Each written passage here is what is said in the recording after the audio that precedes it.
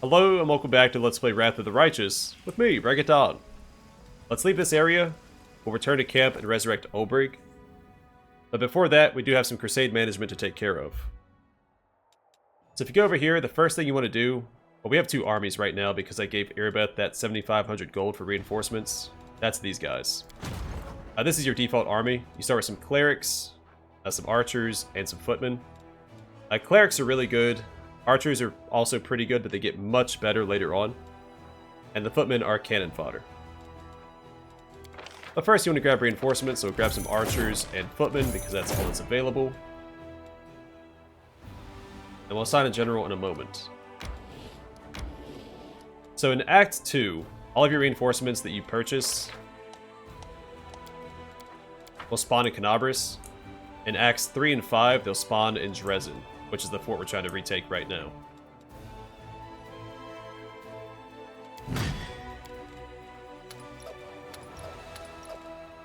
Alright, next we want to assign a general.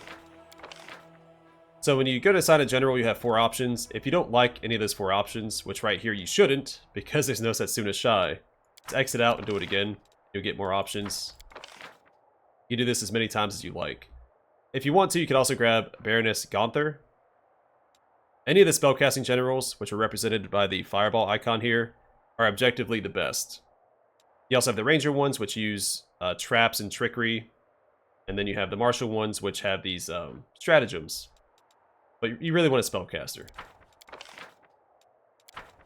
Particularly Setsuna's Shy. We can find him. It's being shy right now. It's in his name. Really?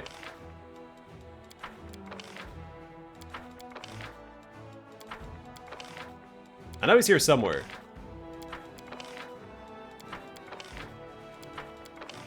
I didn't go past him, did I? There he is. The man himself. So like I said, the caster generals are objectively the best, and out of the caster generals, Setsuna's Shy reigns supreme. He stands alone.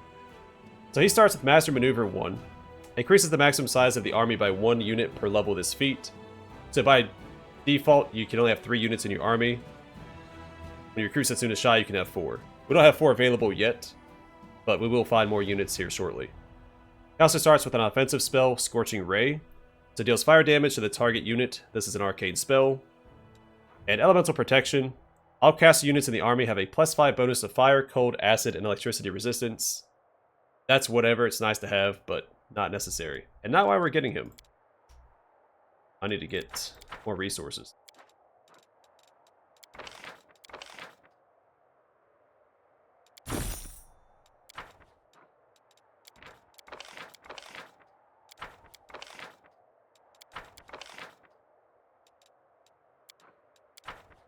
And another benefit of Setsuna's Shy is that he... I don't remember what level it is. It's fairly early on, maybe level 4. He gets a healing spell. And that comes in really handy because one of these armies we fight up here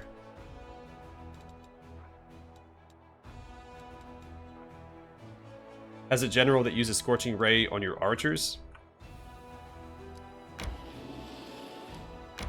As long as he doesn't one-shot your archers, you can keep him healed up. Because that's a very difficult fight, especially once most of your firepower is gone when your archers get destroyed. So if you don't want to do the Crusade mode, you can put it on auto, but you can miss out on some rewards if you do that. They added this mechanic in.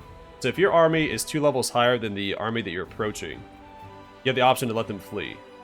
You'll automatically win the fight and get the rewards. So you don't actually have to do the combat in the Crusade mode.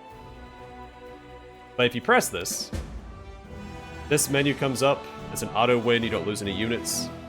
But you can still choose to fight the battle. And since it is the first battle of the playthrough, I will go ahead and do it. I'll probably skip quite a few of them though.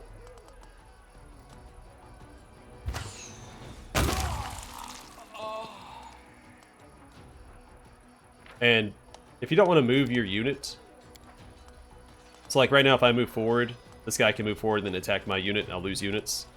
I can just use total defense. The unit does not move or act during its turn, but it gains a +4 bonus to armor class for 1 round. I like to do that while the enemy army approaches me.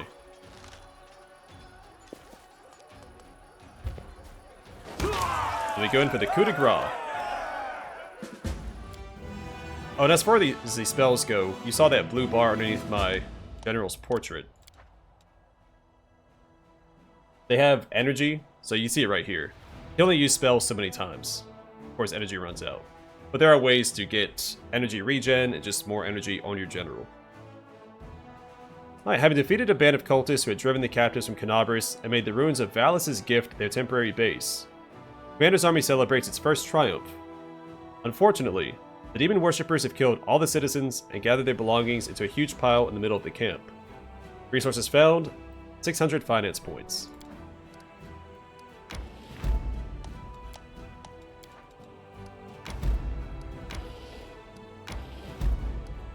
Alright, so your army can also spot locations on the map, just like your party can. So if your general doesn't see these locations or spot them with perception, when you go there with your party, you'll get another chance to spot them.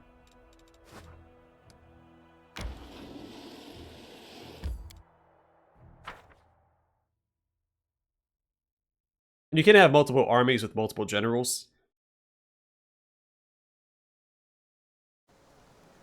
I tend to only use one, though.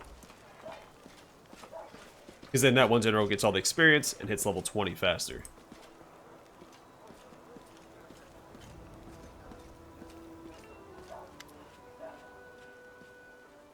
A message for the commander. A knight in simple armor lowers his voice. I'm the Queen's bodyguard.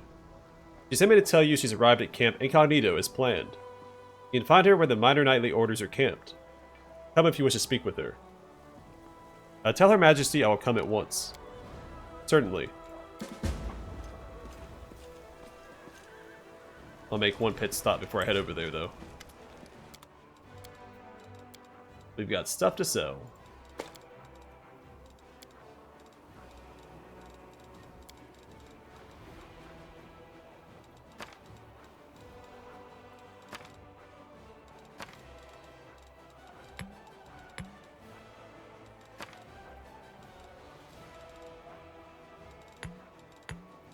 And you can't comfortably sell stuff to Wilster Garms, because he will be with you through most of the game. In fact, going forward, there's only one act where you won't have access to him, but that's not a huge deal. Oh, I didn't want to keep that one.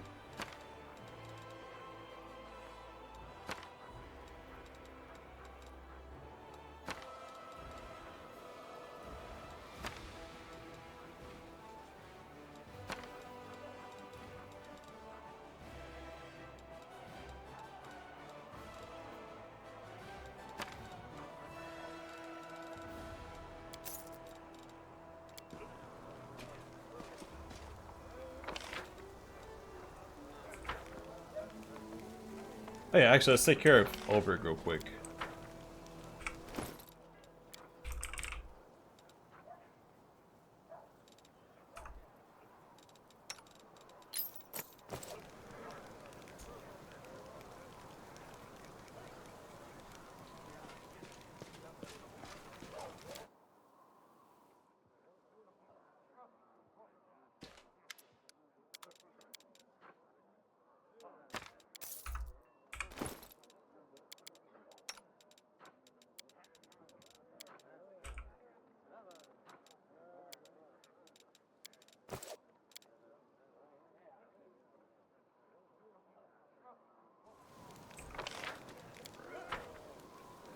My skills are absolute.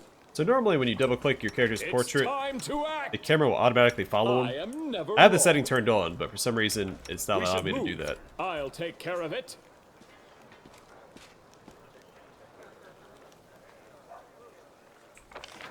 Oh, went to the wrong spot.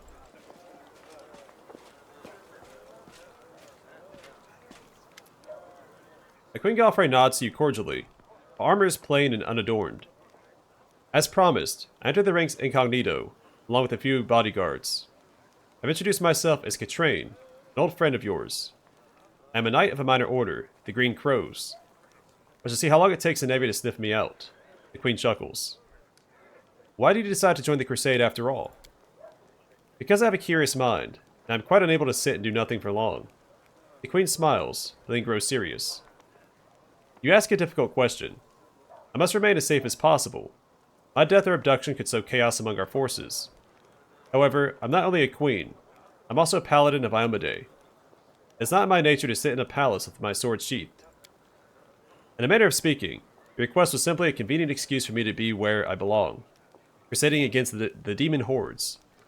Besides, I'm curious to see my new knight commander in action. I have a question for you as well. Why did you wish to join me on the Crusade?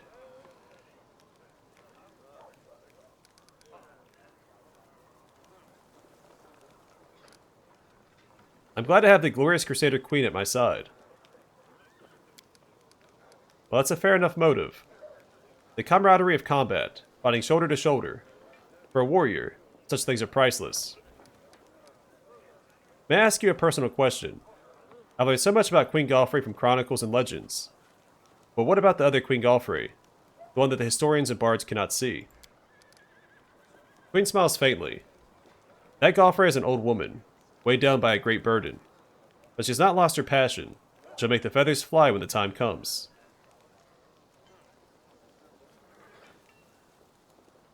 Medivh is lucky to have such a queen, and I'm twice as lucky, for she has agreed to fight by my side.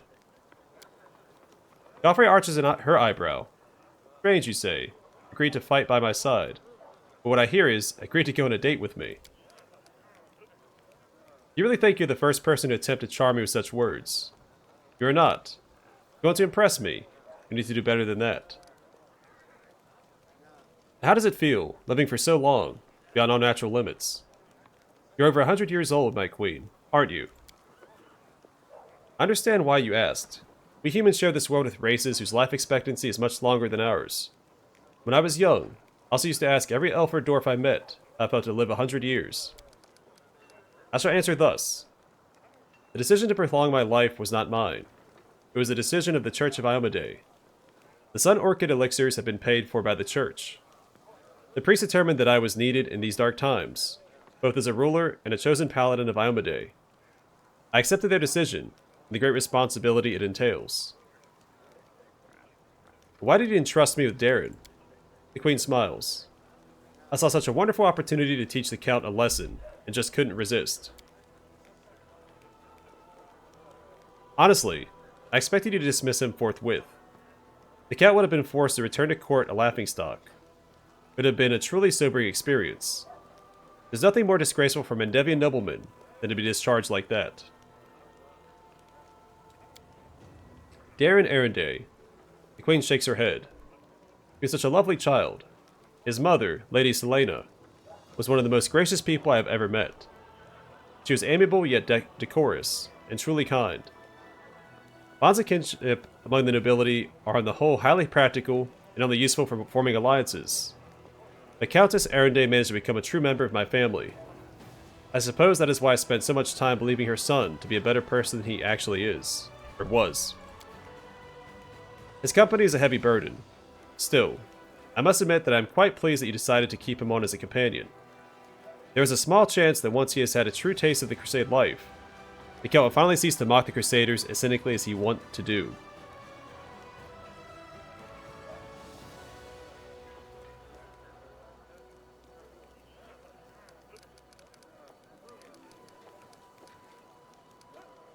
You've given an army and the title of Knight Commander to a stranger.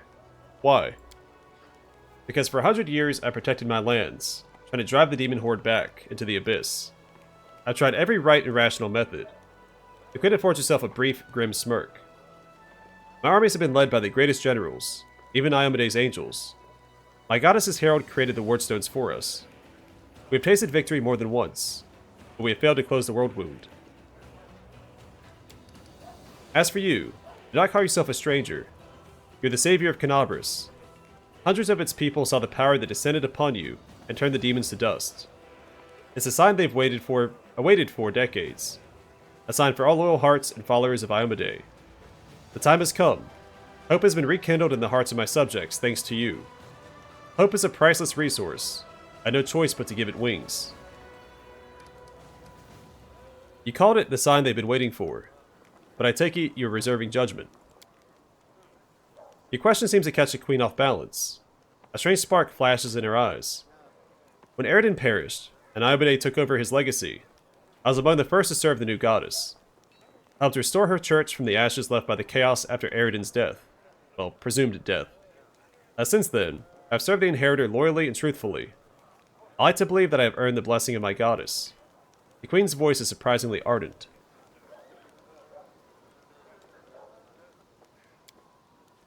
After I learned of what happened in Canabris, when I met you at the Defender's Heart, I had so many questions.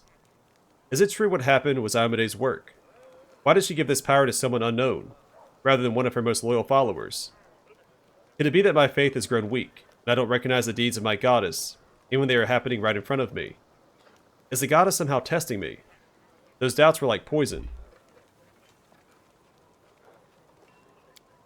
But I refuse to let them poison me. The queen finishes strongly. I gave you an army, declared you knight commander, and accepted you as I would anyone chosen by the goddess. I must go. Don't forget, here I am Katrain the Knight. The queen crosses her hands and pensively taps her guard brace. It's been a long time since I traveled like this. There's another face in the crowd. Oh, we need to go talk to Sociel as well, since we just did his quest.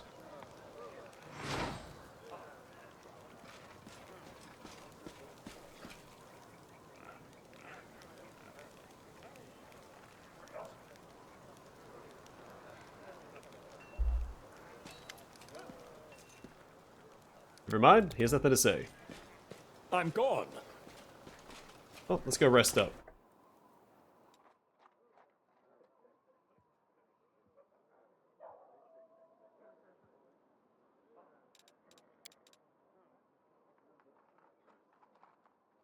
This land has suffered so terribly under the demons.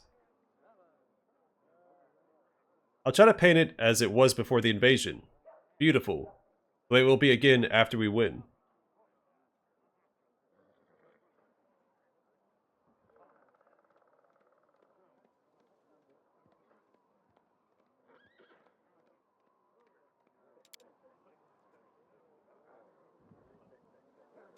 We do it my way.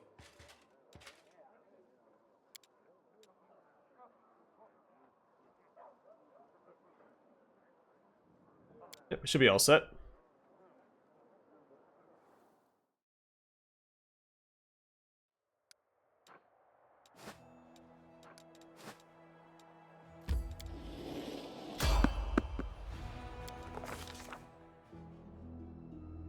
Magical anomalies are common in the world of Galarian, so common that the use of the word anomaly itself is questionable. A regular city dweller will encounter a chaotic manifestation of supernatural power at least once in their lifetime. One might naturally assume that the strange sky, the ghostly fire from the rifts in the ground, the rain of eyeballs, all that the Worldwound is known for, to find some purchase in the mortal mind. Even the most worldly of travelers feel uneasy at its borders. Why? Perhaps instinctively, they understand that this place is not merely a magical wasteland, but a wound, an ulcer, through which the world itself bleeds into the abyss. The commander and his army walk up to the high bank of the West Ellen River, where it draws near the border of the Worldwound. The soldiers' feet halt unbidden. On the other bank rises a series of cliffs, too regular in shape to have been formed by wind or water. The sky hangs over their sharp edges and sickening bends, the shade of mercury on the horizon rising to dirty rust. As it arches above the soldiers' heads, it regains its familiar azure hue. The soldiers whisper and grumble. The commander feels eyes upon his back. Somewhere among them, wearing simple armor and unrecognized by anyone, the ruler of Mendeb is standing and watching the new commander closely. The commander gives a signal to wait, and climbs to the highest point along the bank.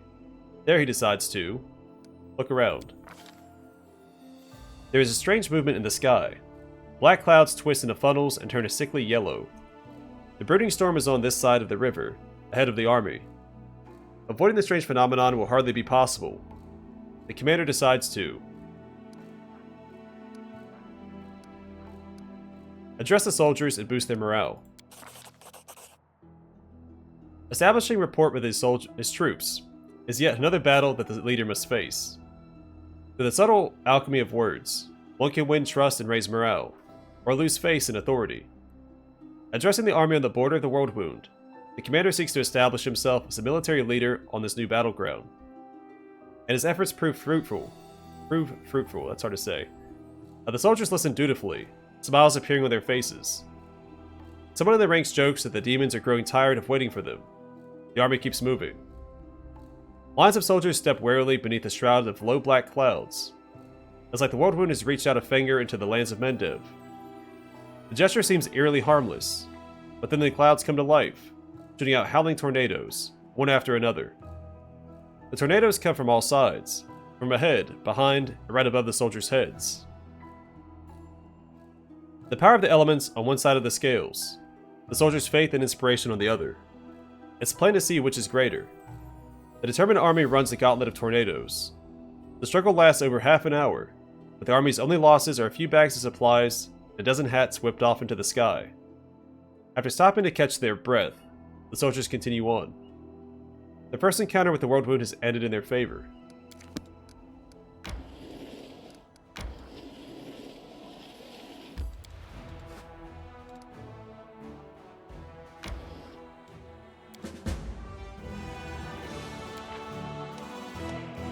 Just let them flee.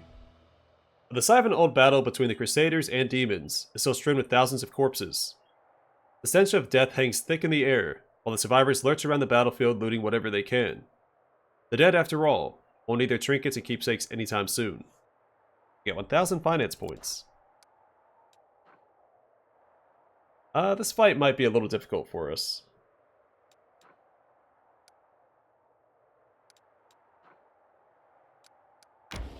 I avoid that for right now and do this one instead.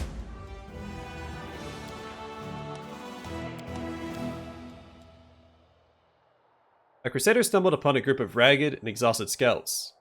They set out on a patrol mission deep into the Worldwound, but then when Canabras was attacked, they found themselves cut off and surrounded by demons.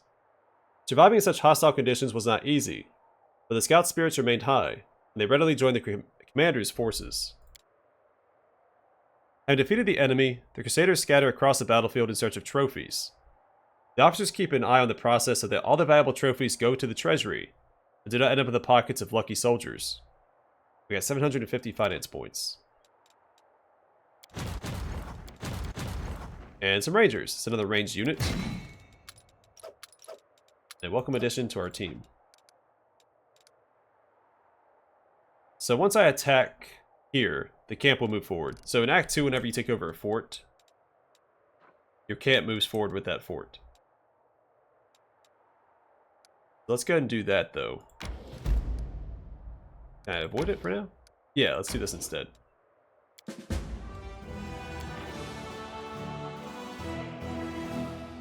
The Crusaders duly punished a group of mercenaries who had become enticed by demonic gold and turned their blades against their former allies. Those who reject the blessing of the benevolent gods and succumb to the temptation of sin deserve death, and death they got. Justice has been served, and the clerics feel that the gods are satisfied with this outcome. Alright, so we leveled up. We get to choose a new ability. I'm going to grab Bless here.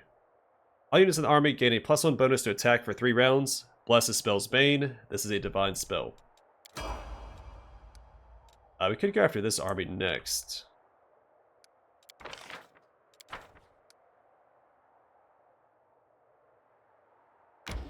Be a terrible idea.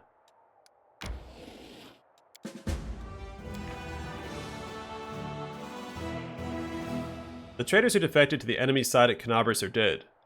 Neurosian expresses its deepest gratitude to the commander. We got 100 finance points.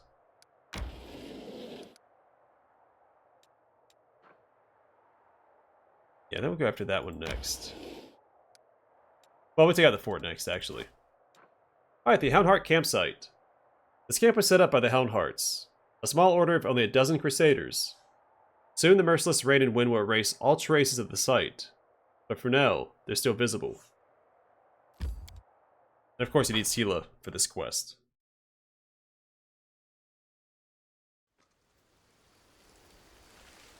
My skills are absolute.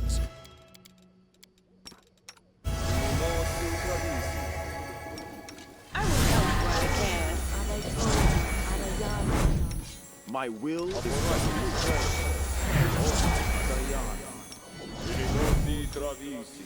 Patricium Purinos. Adayanam. I'm here. Where else would I be?